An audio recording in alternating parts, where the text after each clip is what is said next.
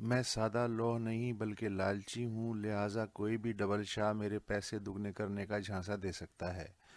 میں بیوقوف نہیں بلکہ طفلانہ متجسس ہوں، لہٰذا کوئی بھی اچھی ڈگڈگی بجانے والا مجھے اپنے پیچھے لگا کے کہیں بھی عین جنگل میں چھوڑ کے چمپت ہو سکتا ہے، مگر میں خود کو دوبارہ تسلی دے لیتا ہوں کہ کوئی اور مسیحا آئے گا اور سارے دلت در لے جائے گا۔ اس تناظر میں آپ کو شاید یہ ملک کچے کانوں والے اور اپنا دماغ ٹھیکے پہ دینے والے کروڑوں لوگوں کو رجھانے والے بھانت بھانت کے شوبدہ بازوں کی جنت محسوس ہو۔ ہر کوئی آتا ہے اپنے چمتکار سے مجھ جیسے بے شمار لال بھجکڑوں کو سہانے سپنوں کا ٹونک پلا کے یہ جا وہ جا۔ اب تو لگتا ہے کہ ہر نیا کردار دراصل پرانا ہی ہے، جو گیٹ اپ بدل بدل کے اسٹیج پہ آتا ہے، جاتا ہے اور پھر آ جاتا ہے۔ ہمارا کام بس آہ اور واہ کرنا ہے، آوازیں کس نہیں سکتے ورنہ ہال سے نکال کے بے حال کر دیے جائیں گے۔ جنرل ضیاء الحق نے یکم جولائی 1985 کے بجٹ میں درآمدات پہ 1% اقرا سرچارج عائد کر دیا تاکہ جمع ہونے والی رقم سے تعلیم فروغ پائے۔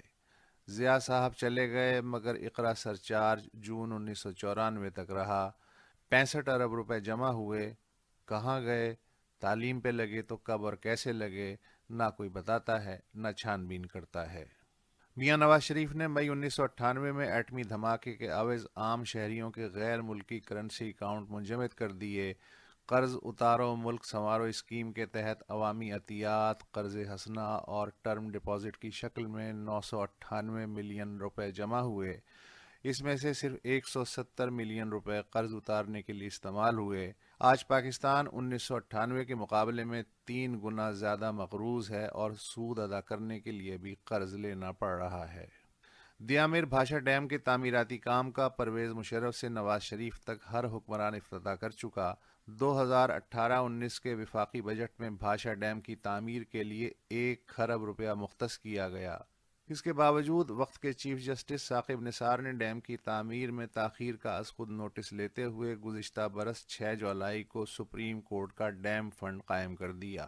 جہاں بڑے بڑے عالمی مالیاتی ادارے ہچکچا رہے ہیں، وہاں 15 خرب روپے کا یہ آبی منصوبہ محض عوامی چندے سے کیسے مکمل ہوگا؟ کیا دنیا میں ایسی کوئی اور بھی مثال ہے؟ چیف جسٹس نے کہا کہ ایسے سوالات اٹھانے والوں پہ عدالت آئین کا آرٹیکل 6 لاگو کر سکتی ہے، یعنی ڈیم کے چندے پہ سوال اٹھانا غداری اور غداری کی سزا موت۔ ڈیم فنڈ میں عطیہ کرنے کے لیے مسلح افواج سمیت سرکاری اداروں کے ملازموں کی 1 دن کی تنخواہ کاٹی گئی۔ ملک کے سب سے معروف بلڈر ملک ریاض سمیت جن لوگوں کے مقدمات زیر سماعت تھے، انہوں نے بھی ڈیم فنڈ میں عطیات دینے کا اعلان کیا۔ ریٹائرمنٹ سے 1 دن پہلے جسٹس ثاقب نثار نے اسکول کے بچوں کو اپنا جیب خرچ، دواؤں کا خرچہ ڈیم فنڈ میں عطیہ کرنے والے مریضوں اور پینشنرز کو سلام پیش کرتے ہوئے کہا کہ اب ڈیم کی تعمیر کوئی نہیں روک سکتا۔ اٹارنی جنرل نے گزشتہ ماہ عدالت عظمیٰ کو بتایا کہ پیمرا کی ہدایت پر ٹی وی چینلز نے دیا میر بھاشا ڈیم فنڈ کے اشتہارات نشر کرنے کے لیے 13 ارب روپے کا ایئر ٹائم مختص کیا، مگر کل ملا کے لگ بھگ 9.5 ارب روپے جمع ہو پائے، یعنی ڈیم پہ ہونے والے ممکنہ خرچے کا 1% سے بھی کم۔ اب سے 3 دن پہلے ریٹائرڈ جسٹس ثاقب نثار نے لاہور میں پانی کے بحران پہ ایک مذاکرے میں کہا کہ دیا میر بھاشا فنڈ دراصل ڈیم کی تعمیر کے لیے نہیں بلکہ اس منصوبے کے بارے میں شعور پھیلانے کے لیے قائم کیا گیا۔ ملک کی خاطر میں ہر طرح کی تنقید کا سامنا کرنے کو تیار ہوں، مگر مجھے یقین ہے یہ جذبہ برقرار رہے گا۔ ثاقب نثار تو چلے گئے، 9.5 ارب روپے کا اب کیا کریں، اور ثاقب نثار کا کیا کریں، اور اپنا کیا کریں؟